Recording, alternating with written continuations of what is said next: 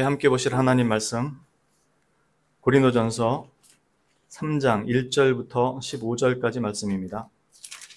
신약성경 265페이지 고린도전서 3장 1절부터 15절까지 말씀입니다. 신약성경 365페이지 고린도전서 3장 1절부터 15절까지 말씀 다 찾으신 줄로 알고 제가 봉독하도록 하겠습니다. 형제들아, 내가 신령한 자들을 대함과 같이 너희에게 말할 수 없어서 육신에 속한 자, 곧 그리스도 안에서 어린아이들을 대함과 같이 하노라. 내가 너희를 젖으로 먹이고 밥으로 아니하였노니 이는 너희가 감당하지 못하였음이거니와 지금도 못하리라. 너희는 아직도 육신에 속한 자로다. 너희 가운데 시기와 분쟁이 있으니 어찌 육신에 속하여 사람을 따라 행함이 아니리요.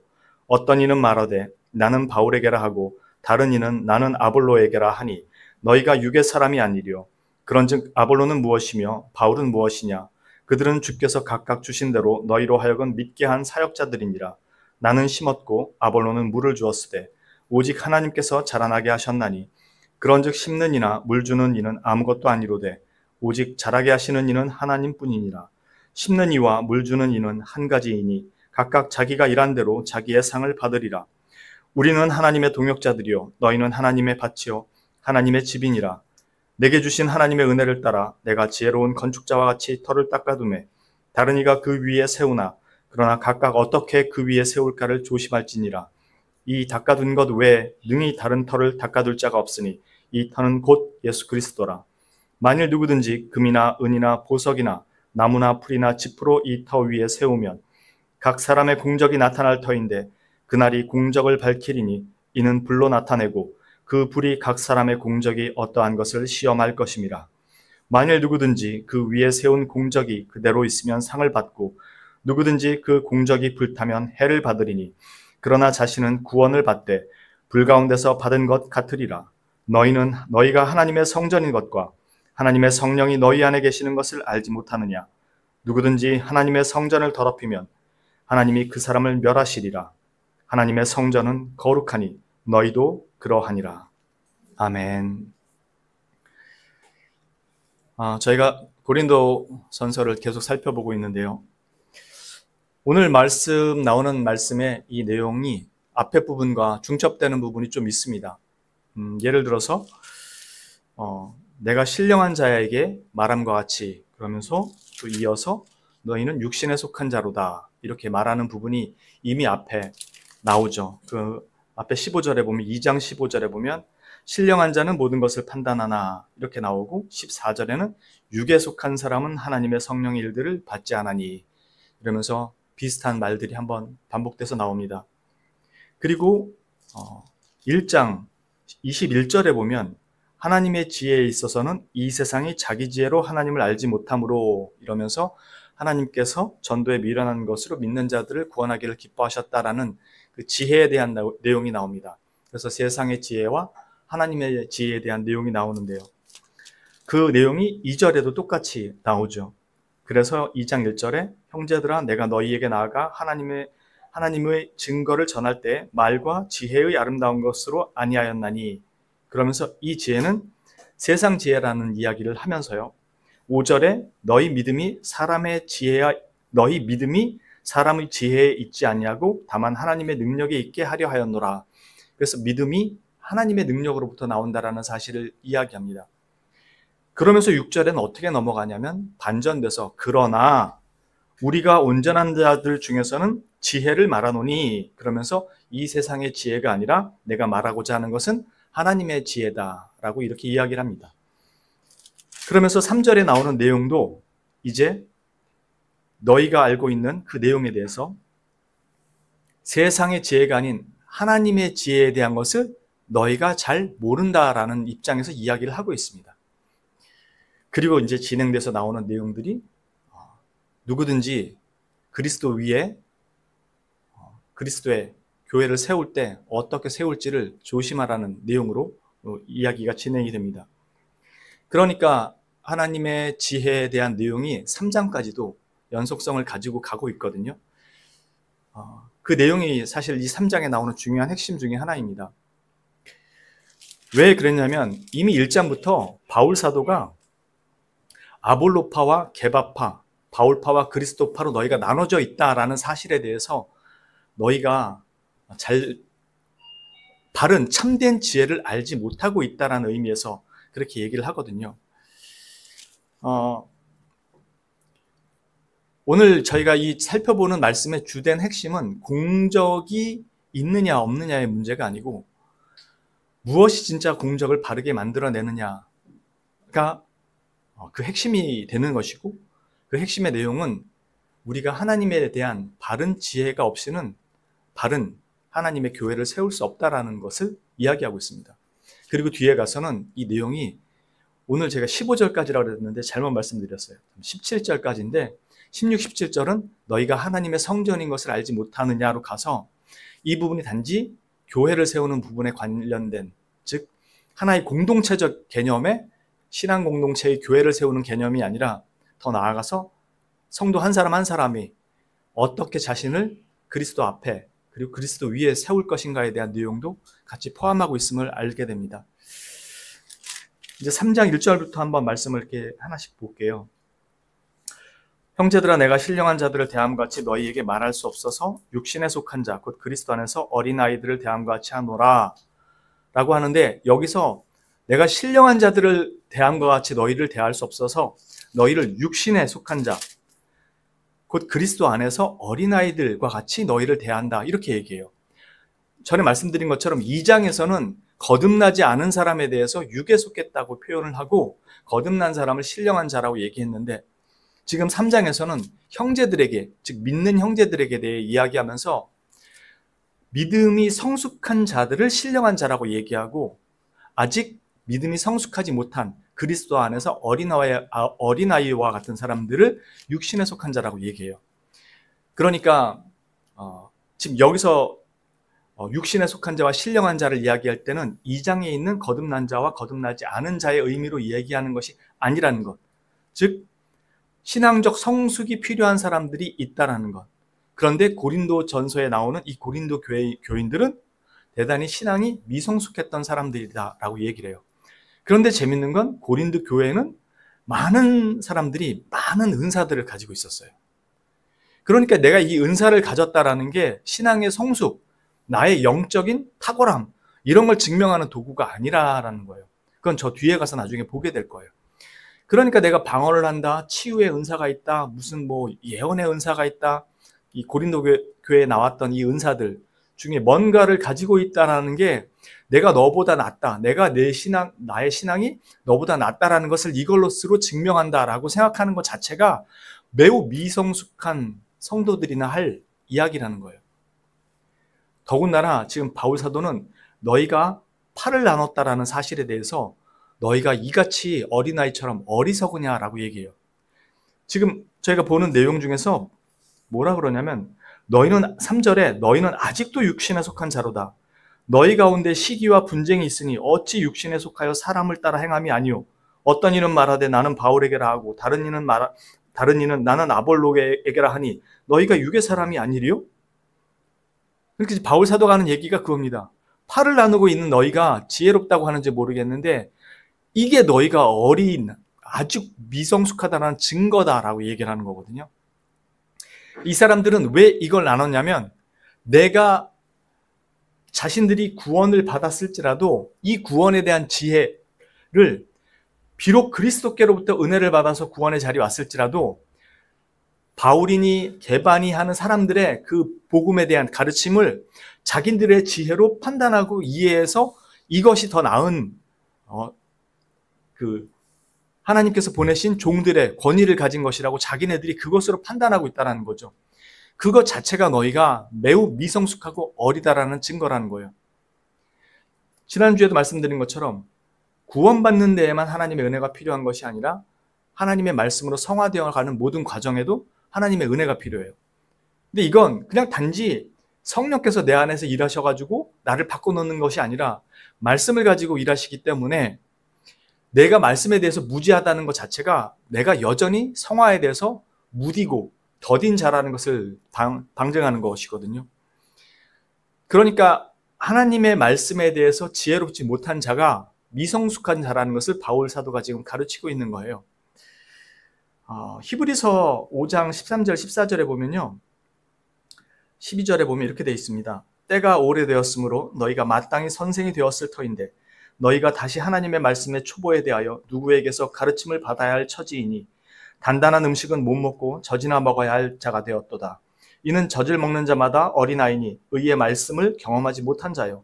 단단한 음식은 장성한 자의 것이니 그들은 지각을 사용함으로 연단을 받아 선악을 분별하는 자들이니라. 즉, 젖을 먹는다라는 건 의의 말씀을 제대로 깨닫지 못하고 알지 못한다는 뜻이고요. 장성한 자, 단단한 음식을 먹을 수 있는 사람은 하나님이 주신 지성을 통해서 말씀을 이해하고 깨닫고 감정적으로 그에 대해 반응하며 의지가 발현해서 하나님의 말씀을 실제로 실현해 나가는 그 사람을 이야기하는 것이거든요. 지금 바울 사도가 2절에 그러죠. 내가 너희를 젖으로 먹이고 밥으로 아니하였노니 단단한 음식으로 아니하였노니 이는 너희가 감당하지 못하였음이거니와 지금도 못하리라. 즉 너희는 아직도 미성숙한 자들이다. 그 이유가 뭐였다고요? 팔을 나눠서 너희가 똑똑한 척하고 있지만 어리석다고요. 늘 말씀드리지만 개혁신학, 개혁파, 개혁주의, 개혁교회 제일 조심해야 되는 게 타 교단, 타 교회에 대해서는 무식한 자들이라고 비난하면서 마치 우리들만 대단히 똑똑한 자들이라고 생각하는 것 자체가 우리가 대단히 미성숙함을 보이는 거라고요. 우리가 알고 깨닫는 건 우리가 주께로부터 받은 거지 우리가 뭘 알아서 깨닫는 게 하나도 없어요. 여러분 중에서도 이해가 높고 빠르고 신앙이 깊어가는 사람이 있고 여전히 미성숙한 사람들이 있어요. 그 신앙이 깊은 사람은 자기가 똑똑해서가 아니고 물론 하나님의 말씀을 알고 배우고 연구하고 묵상하려는 노력과 자신의 신앙적 경건의 훈련들이 있었죠. 그럼에도 그것을 알게 하고 깨닫게 하는 건 하나님의 은혜라는 거거든요. 전에도 말씀드렸지만 누군가 성화의 모습이 보이고 변화의 모습이 보이는 건 그 사람이 특별하거나 뛰어나거나 다른 사람들과 달라서가 아니고 그에게 하나님의 은혜의 역사가 있다라는 증거라고요. 그러니까 우리가 가지고 있는 이 어떤 복음의 매우 성경적이고 그리고 하나님의 말씀의 진리에 가깝게 가고자 하는 이런 모습들이 남들과 우리를 구별하는 요소로 쓰고 있으면 이미 길을 잘못 가고 있다고요. 이건 우리가 은혜 아래서 누리는 하나님께로부터 받은 은혜고 특권이고 감사예요. 그래서 이것들은 우리에게 밖으로 표출될 때는 타인에 대한 비난과 정죄가 아니라 용서와 긍휼과 기도로 나타나야 되는 거고요. 이해로 나타나야 되는 거예요. 제가 여기서 이런 것들에 대해서 판단을 내리거나 비난을 하는 내용들은 그것을 마땅히 가르쳐야 될 선생이 잘못 가르치고 있는 것에 대한 거지 그거 성도님들이 무슨 죄가 있겠어요. 그 성도님들은 물론 그들도 성경을 보고 열심히 말씀을 사모하는 마음으로 묵상하고 상고해야 되는 건 분명하지만 가르치는 선생이 잘못 가르치면 듣는 사람이 잘못 배울 수밖에 없는 거죠. 그런 점에서 선생의 위치가 대단히 중요하다는 측면에서 그 부분을 지적하는 것이지 성도 개개인 한 사람 한 사람을 지적하는 것은 아니죠.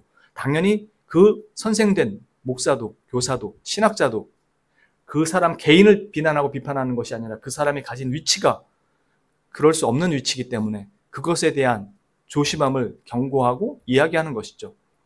그런 측면에서 우리는 가야 될 방향과 길이 무엇인지를 다시 한번 살펴보고 성경적인 길로 가기 위해서 이야기하는 것이지 아예 그 사람들과 상종도 말고 이단이 아닌 이상 상종도 말고 만날 필요도 없고 대화도 할 필요가 없는 존재들이 아니죠.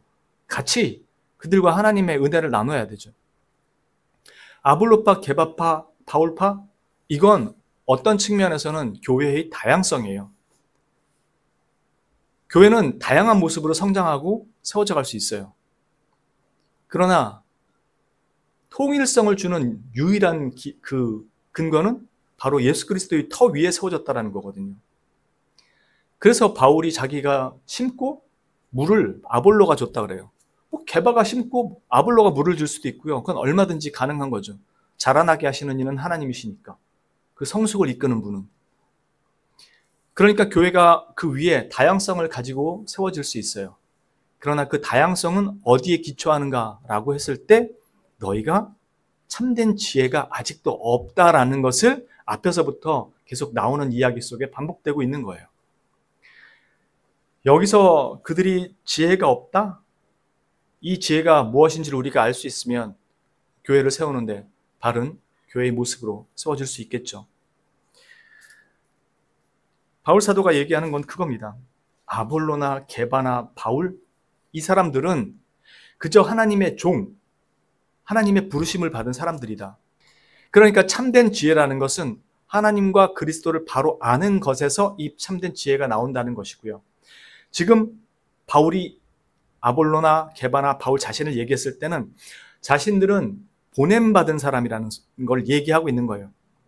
우리가 잘 아는 것처럼 선지자들과 사도들의 터 위에 교회가 세워졌다고 얘기해요. 아까 말씀드린 것처럼 이 터는 예수 그리스도라고 그랬는데 지금 에베소서에서는 2장에서 뭐라고 말씀하냐면 2장 20절 이하에서 이 교회는 선지자들과 사도들의 터 위에 세워졌다고 그래요. 예수 그리스도의 터라고 안 하고. 그게 무슨 뜻이냐면 이 선지자들과 사도들의 가르침이 전부 예수 그리스도를 가르치고 있다는 것입니다. 그래서 선지자들과 사도들의 터 위에 세워졌다는 것은 예수 그리스도의 터, 즉 이 선지자들과 사도들은 예수 그리스도를 증거하고 있다는 것이에요. 그리고 그 터 위에 교회가 세워졌다는 것이고요. 그러니까 자기는 이 사람들은 아볼로나 게바나 바울은 사도, 보내심을 받은 자, 사도란 말이 보내심을 받은 자라고 그랬잖아요. 선지자도 자기가 자기 말을 하는 게 아니라 여호와께서 이르시되라고 이러면서 항상 말을 전하죠. 선지자들도. 이처럼 사도나 선지자들은 자기가 자기 말로 무언가를 하는 것이 아니라 자기들을 보내신 분, 그분의 말씀과 명령을 전한다는 거예요. 자기 임의대로 할 수 없고. 그러니까 아볼로는 무엇이고 바울은 무엇이고 게바는 무엇이냐? 다 우리들은 하나님의 일꾼들이다라는 그 말은 우리는 하나님의 말씀 말고 다른 걸로 너희를 전할 수도 없었고 그걸로 전했는데 너희들은 너희가 전함받은 그 사람들로 지혜롭다 생각하고 그 사람들의 말로써 그 사람들의 방식으로 교회를 각각의 다른 방편으로 세우려고 하는구나. 너희가 지혜로운 것처럼 말하지만 그것만큼 어리석은 게 없다라고 이야기하는 것입니다. 그러면서 이어진 내용이 바로 10절에 내가 내게 주신 하나님의 은혜를 따라 내가 지혜로운 건축자와 같이 터를 닦아두매 다른 이가 그 위에 세우나 그러나 각각 어떻게 그 위에 세울까를 조심할지니라 라고 말합니다. 이 말은 사역자들에 대해서 하는 얘기예요. 1차적으로. 교회를 세울 때 어떻게 세울지를 조심하라. 그러나 뒤에 아까 말씀드린 것처럼 16절에 가면 너희는 너희가 하나님의 성전인 것과 하나님의 성령이 너희 안에 계시는 것을 알지 못하느냐라고 말함으로써 너희 또한 여기서 예외가 아니니까 너희도 이 말을 명심해라 라고 이야기하는 것입니다. 교회를 이끄시고 통치하는 분은 성령 하나님입니다. 교회의 머리 되시는 그리스도의 그 말씀을 가지고 성령께서 오셔서 통치하시죠. 그래서 직접적 통치는 성령님에 의해서 이루어지고 간접적 통치는 하나님께서 세우신 직분자들에 의해서 말씀으로 통치가 되어지고 세워지게 되는 것이죠. 그래서 이 어떻게 세울지를 조심하라고 얘기합니다. 그러면서 이어진 내용이 이 닦아둔 것 외에 능히 다른 터를 닦아둘 자가 없으니 이 터는 곧 예수 그리스도라. 만일 누구든지 금이나 은이나 보석이나 나무나 풀이나 짚으로 이 터 위에 세우면 각 사람의 공적이 나타날 터인데 그날이 공적을 밝히리니 이는 불로 나타내고 그 불이 각 사람의 공적이 어떠한 것을 시험할 것임이라. 만일 누구든지 그 위에 세운 공적이 그대로 있으면 상을 받고 누구든지 그 공적이 불타면 해를 받으리니 그러나 자신은 구원을 받되 불 가운데서 받은 것 같으리라. 즉 예수 그리스도의 믿음 위에 서 있기 때문에 구원은 받겠지만 그 위에 어떻게 세우냐의 문제는 다른 문제라는 거예요. 즉 하나님을 예수 그리스도를 바로 아는 지혜가 없다면 너희가 세우는 교회는 나중에 다 불 가운데 시험을 받을 때 나무나 풀이나 집처럼 타서 없어질 거라는 거예요. 그러니까 금이나 은이나 보석이라는 개념은 어떤 그 고급한 가치 아니면 우리가 드린 어떠한 그 가치가 있는 근데 그게 재정적 가치라든가 어떤 그 헌신적 가치 그런 것을 의미하는 게 아니에요. 이걸 기준하는 그 구분이 뭐냐면 불입니다. 그래서 그 불에 의해서 타는 것과 안 타는 것이 있다는 거예요. 여기서 바울 사도가 얘기하는 내용은 그겁니다. 저희가 몇 번을 이 내용을 반복해서 말씀을 드렸는데, 예수 그리스도의 터 위에 세워진다라는 말은 그 터가 그리스도이기 때문에 그 위에 올라갈 건물도 그 내용도 결정이 되었다는 거죠. 전에 말씀드린 것처럼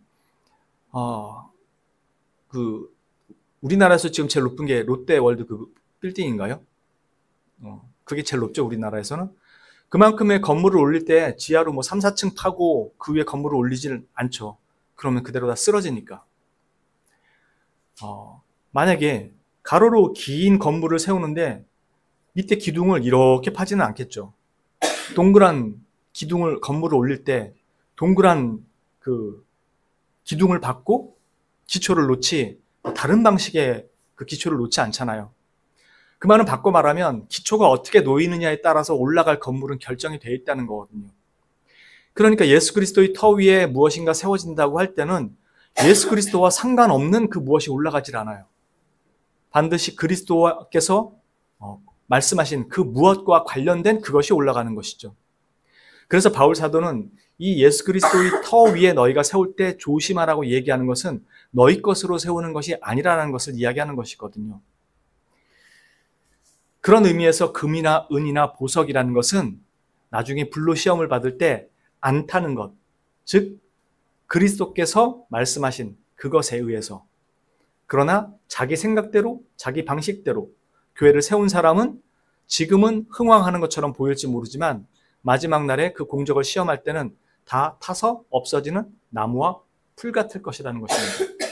물론 그 사람은 그리스도를 믿는 믿음 위에서 이걸 세우고 있기 때문에 구원은 받을 것입니다. 그러나 불 가운데서 받은 것처럼 그런 부끄러운 구원이 될 거라는 겁니다.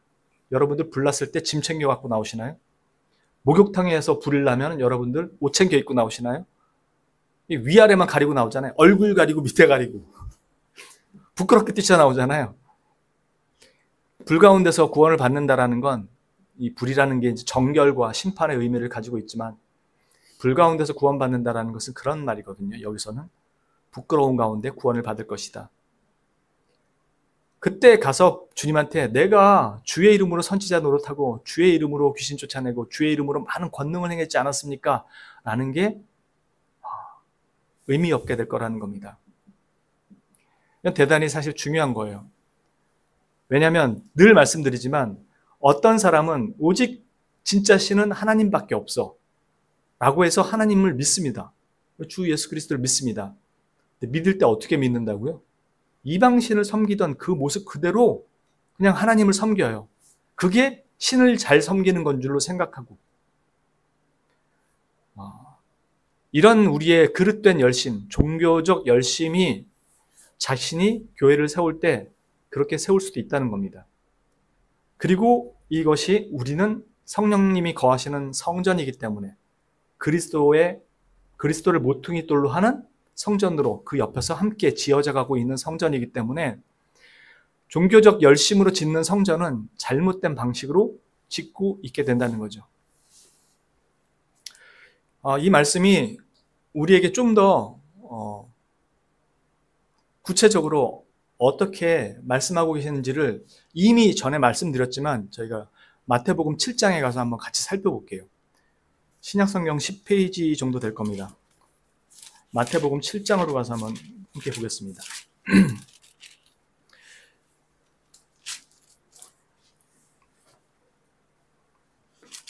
마태복음 7장은 멸망에 대한 겁니다. 구원을 받지 못하는 것에 대한 내용인데 저희는 이미 믿음 안에 서 있는 사람에 대한 내용이었죠. 다만 그 위에 교회를 세울 때 어떻게 세울지 조심하라는 것이었습니다. 그럼에도 이 내용은 우리에게 가르치는 바가 분명합니다. 15절부터 한번 보도록 하겠습니다. 마태복음 7장 15절입니다.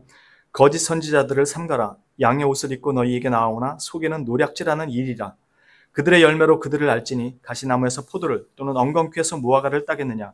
이와 같이 좋은 나무마다 아름다운 열매를 맺고 못된 나무가 나쁜 열매를 맺나니 좋은 나무가 나쁜 열매를 맺을 수 없고 못된 나무가 아름다운 열매를 맺을 수 없느니라. 아름다운 열매를 맺지 아니하는 나무마다 찍혀 불에 던져지느니라. 이러므로 그들의 열매로 그들을 알리라.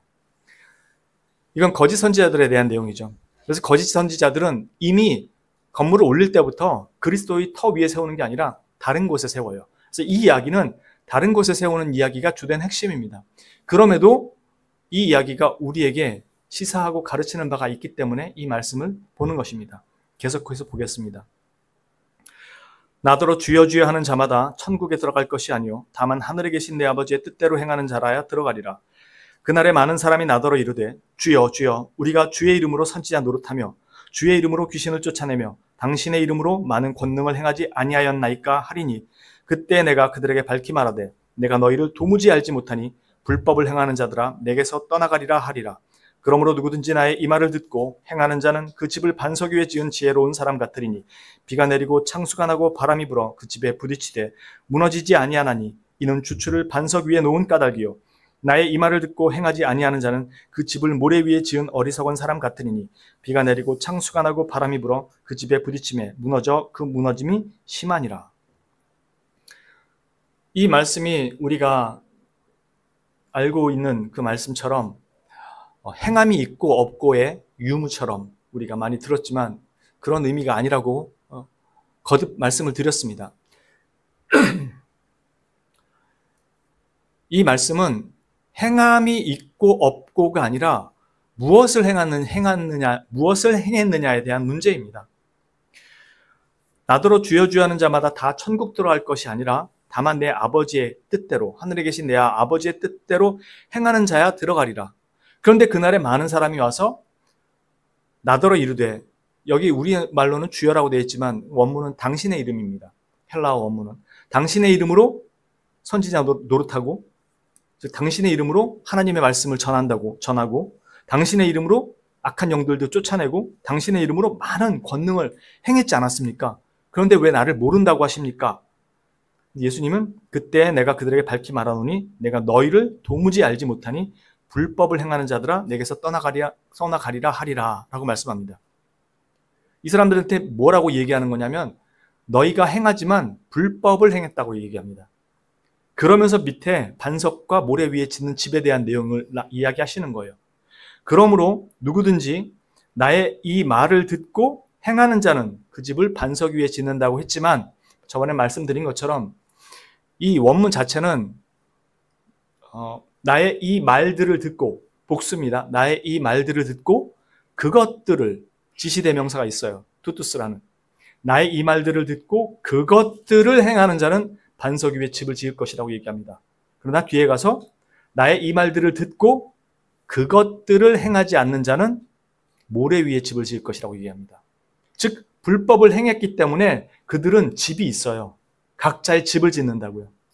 그런데 나의 이 말들을 듣고 그것들을 행한 사람은 반석 위에, 즉 그리스도 위에 집을 짓겠지만 나의 이 말들을 듣고 그것들이 아닌 다른 것들을 행한 사람은 모래 위에 집을 짓고 있게 될 것이라는 것입니다. 그러니까 여기 핵심은 그리스도에 대한 믿음이 핵심인 거죠. 왜냐하면 그리스도의 터 위에 세워지는 거니까. 그러나 거기에서 더 나아가서 이 7장은 산상수훈의 마지막 장이거든요. 그러니까 산상수훈이 5장부터 시작됩니다. 여러분들 잘 아시는 것처럼 심령이 가난한 자는 복이 있나니 천국이 저희 것이며부터 쭉 시작되는 내용들이 나오죠.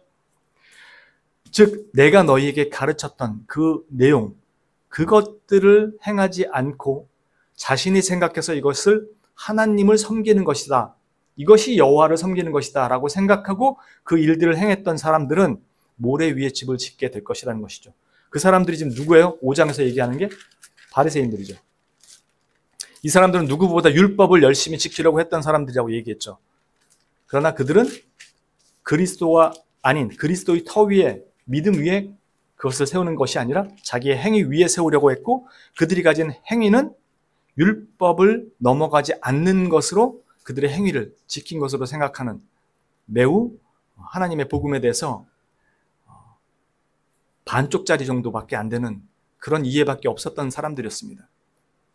마찬가지로 지금 바울 사도가 얘기하는 것은 예수 그리스도의 터 위에 교회가 세워진다라고 할 때는 예수 그리스도께서 가르치신 가르침 위에, 그 가르침에 따라 그 가르침의 내용을 가진 교회가 세워진다는 것입니다.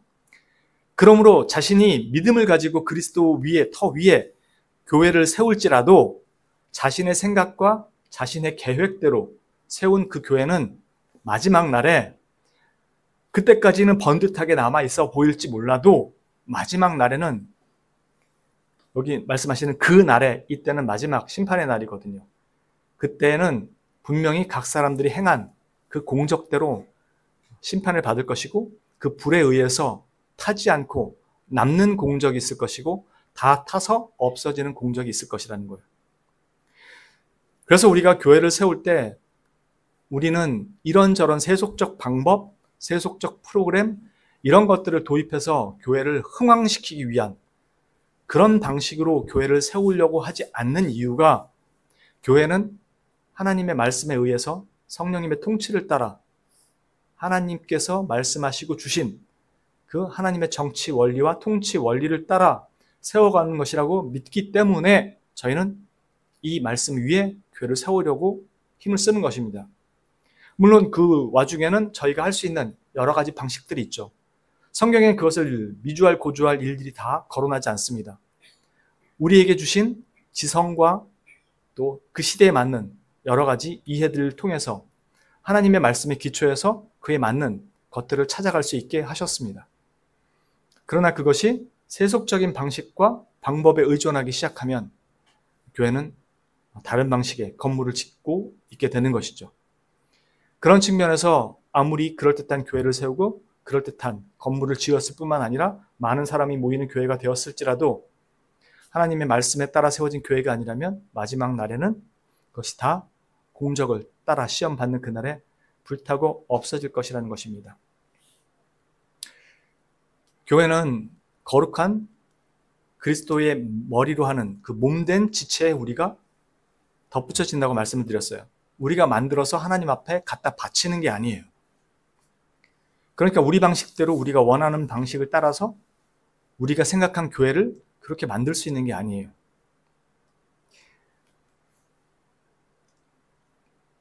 요한계시록에 보면 마지막 날에 주님이 오실 때 가장 먼저 심판하는 곳은 교회입니다. 교회 안에 가라지와 잘못된 것들이 있기 때문이에요. 그래서 교회도 진짜와 가짜로 구분되는 가장 첫 번째 심판을 받게 됩니다. 교회를 어떻게 세웠느냐, 이 부분은 사실 너무나도 중요한 부분입니다. 사단이 가장 좋아하고 가장 쉬운 일이 뭘까요? 성도를 교회에 보내서 지옥으로 보내는 겁니다. 왜? 자신이 교회에 가고 있기 때문에 믿음이 있다는 것으로 착각하게 만들어서 그냥 그대로 살다가 골로 가게 만드는 것, 가장 좋은 방식입니다. 막 나쁜 걸 꼬드겨가지고 악을 짓게 하지 않아요. 아니 그냥 죄를 짓고 예수님 안 믿고 그냥 자기 마음대로 사는 사람은 냅둬도 알아서 지옥 가는 상황입니다. 거기에 사단이 힘을 쏟지 않아요. 교회에 있는 사람에게 힘을 쏟죠. 어떻게 해요? 이단을 보냅니다. 그래서 자신은 믿고 있다고 생각하지만 그대로 골로 가게 하죠. 정상적인 교회일지라도 그 교회 안에서 복음을 왜곡시켜 놓거나 아니면 그 사람이 이게 복음이라고 생각하고 착각하게 만들어서 그 안에 계속 상주하게 만듭니다. 그래서 자신은 믿음을 가지고 있다고 생각해서 그대로 골로 가게 만드는 거죠. 너무나도 극명하고 너무나도 단순한 복음의 원리인데 그거를 받아들이지도 깨닫지도 못합니다. 왜요? 그 지혜는 성령이 아니면 깨달을 수 없기 때문에. 그래서 우리가 먼저 구하는 건 하나님께서 내게 은혜로 믿음을 주시기를 구하는 것이고 하나님 은혜 가운데 내게 이 말씀을 깨달을 수 있는 지혜를 주시기를 구하는 겁니다. 종교적 열심과 충성은 이 믿음이 이것들을 산출하도록 만들어갑니다. 그러니까 내가 실제로 구하고 찾는 것은 하나님에 대한 신뢰고 하나님을 알아가는 일이죠. 그래서 장성한 분량이 하나님과 주 예수 그리스도를 아는 것이라고 에베소서에서 이야기하는 것이고요. 그래서 그리스도와 하나님을 알아갈수록 교회가 어떻게 세워져 가야 될지가 분명해지는 것입니다. 그래서 건물은 교회라고 부르지 않는 이유가 거기에 있어요. 예배당이라고 부릅니다. 교회당이라고 부르고. 그래서 종교개혁 당시에 누누이 말씀드렸지만 개혁을 하고 나왔을 때 창고에서 그냥 예배를 드렸어요. 사각 창고에서. 그걸 뜯어 고치는 건 의미가 없기 때문에. 필요하다면 편익을 위해서 몇 가지를 수리할 수 있겠죠. 에어컨을 달고 뭐 몇 가지를 할 수 있겠죠. 그러나 교회를 이쁘게 꾸민다 그래서 성도들이 오는, 사람들이 오는 건 아니거든요. 그게 교회의 본 모습이 무엇을 지향해야 되는 것을 우리가 자꾸 놓치기 때문에 그렇습니다. 좋은 악기, 10억이 넘는 파이프 오르간 있으면 좋죠. 더 좋은 것으로 찬양하고 싶어하고 좋은 것을 하나님께 드리고 싶어하는 마음은 압니다. 그러나 하나님께서 제일 좋아하는 게 뭐라고요? 하나님께서 제일 기뻐 받으시는 게 뭐라고요? 하나님께서 진짜로 기뻐 받으시는 거, 하나님께서 가장 기뻐하시는 제사, 상한 심령이라고 말씀하시거든요. 가지고 나올 게 없다는 거예요. 이 말은 우리가 하나님 앞에 가지고 나올 게 없다는 거라고요. 그러니까 이쁘게 꾸미고 뭘 한다라는 것 자체가 다 인간적인 생각이라고요. 물론 하나님께 받은 은혜가 있기 때문에 우리는 하나님께 가장 좋은 걸 돌려드리고 싶고 우리의 그거를 표현하고 싶은 거죠. 그 자체를 나쁘다고 이야기할 수 없죠. 그러나 만일 교회를 그런 방식으로 세워가는 것이라고 생각해서 거기에 더 초점을 둔다면 이것들은 나중에 다 타서 없어질 것들이라는 겁니다. 이걸 우리에게 적용을 하면 우리는 상한 심령으로 주님 앞에 나온 사람이 나중에 금과 은과 보석을 가진 사람이 될 것이고 다른 것들을 가지고 나온 사람들은 하나님 앞에 다 타서 없어질 것들을 가지고 나올 가망성이 매우 높다는 것입니다. 상한 심령으로 나온다는 게 뭐예요? 오직 하나님만 의지할 수밖에 없다라는 것으로 나왔다는 거예요. 그는 하나님에 대한 신뢰 말고는 하나님 앞에 드릴 게 없다라는 겁니다. 이것만큼 하나님이 기뻐 받으시는 게 없다고요. 왜? 그러자고 하나님이 그 아들을 우리를 위해서 내어주셨다는 거예요. 근데 우리는 그 아들 받았으니까 이제 하나님께 갚아야 된다는 게 자꾸 우리의 생각이 됐다고요. 이게 이방신을 섬기는 생각이 교회 안에 그대로 들어온 모습이라고요. 우리가 하나님께 무엇인가를 드리고 갚는 건 감사의 표현이에요. 이건 우리가 하나님께 할 수 있는 표현입니다. 그러나 그 감사의 표현이 신앙의 목적은 아니라고요. 즉 우리는 구원받는 것으로 땡이 아니에요. 구원을 시켜놓은 건 그리스도의 사람이 되게 만든 거예요. 그러니까 우리는 죽을 때까지 상한 심령으로 주님 앞에 나갈 것밖에 없어요. 이게 은혜라고요. 그러면서 우리는 그 은혜 가운데 하나님을 향한 감사를 드리는 거예요. 그 첫 번째 감사가 뭐라고요? 기도와 찬양인 거예요. 다른 게 아니라. 그래서 날마다 기도하며 날마다 찬양하는 겁니다. 근데 우린 기도가 뭐하죠? 달라는 게 더 많아요. 그게 우리 기도의 제목이에요, 항상. 그게 우리의 연약함이잖아요. 그럼에도 우리는 하나님 앞에 가는 거고. 하나님은 우리를 그렇게 키우시는 거예요. 왜? 어린아이니까. 우린 나이 70, 80이 돼도 달라는 것밖에 할 수 없는 그 어린아이들 같아요. 근데 장성한 분량에 가면 갈수록 나이가 20이 되든 70이 되든 장성한 사람이 가는 것은 상한 심령을 내놓고 은혜를 구합니다. 하나님께 자신의 믿음과 신뢰를 드려요. 그래서 비로소 기도와 찬양이 나오고 감사가 나오는 거죠. 그리스도의 터 위에 세워진다는 건 그리스도께서 이 땅에서 사역하는 내내 보이신 게 하나님을 향한 찬양과 기도와 감사였어요. 모든 사역 가운데 나타나는 게 그거였어요. 그 터 위에 세워진 우리도 그렇게 세워지게 되는 거고요. 그게 교회의 모습이에요. 그러니까 교회 안에서는 누가 일을 잘하냐, 뭘 잘하냐의 효율성이 자리 잡을 곳이 원래 없어요. 못하면 못하는 대로, 안 하면 안 하는 대로 함께 가는 거예요. 그게 교회예요. 그게 하나님께서 세워가시는 교회의 모습이고 그걸 나무나 풀이나 집 같은 걸로 치장해서 발라버린 건 다 타서 없어져요. 근데 저 사람의 몫을 내가 짊어지고 함께 가는 그것들은 전부 다 주님에게 금과 은과 보석이 되는 겁니다. 바로 하늘에 쌓아두는 그 보물이 되는 거예요.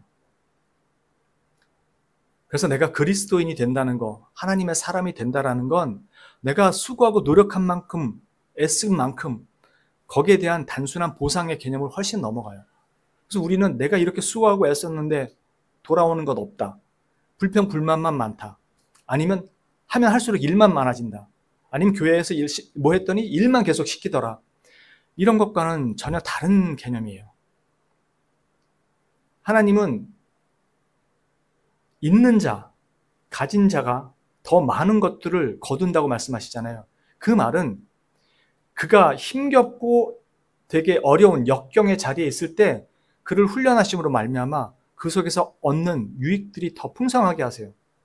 근데 그 힘든 사람은 맨날 힘들고 어렵다 그래서 딱 여기까지, 나는 여기까지라고 선을 그어요. 자기가 선을 이렇게 긋습니다. 이 성경에 나오는 내용 보면 우리가 어떤 사람으로 살아야 될 건가라고 봤을 때 어떻게 이렇게 살지? 라는 내용이 훨씬 더 많아요. 근데 주님은 그렇게 살라고 얘기하세요. 그리스도께서 그렇게 살아가셨고 우리에게 그러라고 너희를 불렀다라는 것이고요. 그러니까 교회가 어떻게 세워져 가냐, 이 모습뿐만 아니라 우리 자신이 교회이기 때문에 우리 자신이 어떻게 세워져 가야 될 거냐 하는 것도 성경은 분명히 말하고 있습니다. 앞에 마태복음에서는 각자 자기 방식대로 주를 섬긴다고 하는 그 방식은 예수 그리스도의 터 위에 세우는 방식이 아니기 때문에 멸망했지만, 여기는 그리스도의 터 위에 세우는 거일지라도 너희 방식대로 세우는 건 역시 나중에 다 불타서 없어지는, 그래서 구원은 받겠지만 부끄러운 구원이 될 것이라는 것. 그래서 너희들이 세워져야 할 그 교회의 본 모습은 바로 예수 그리스도라는 사실을 그대로 닮아간다는 것을 우리에게 가르쳐 줍니다. 얼마나 어렵겠어요. 쉽지 않잖아요.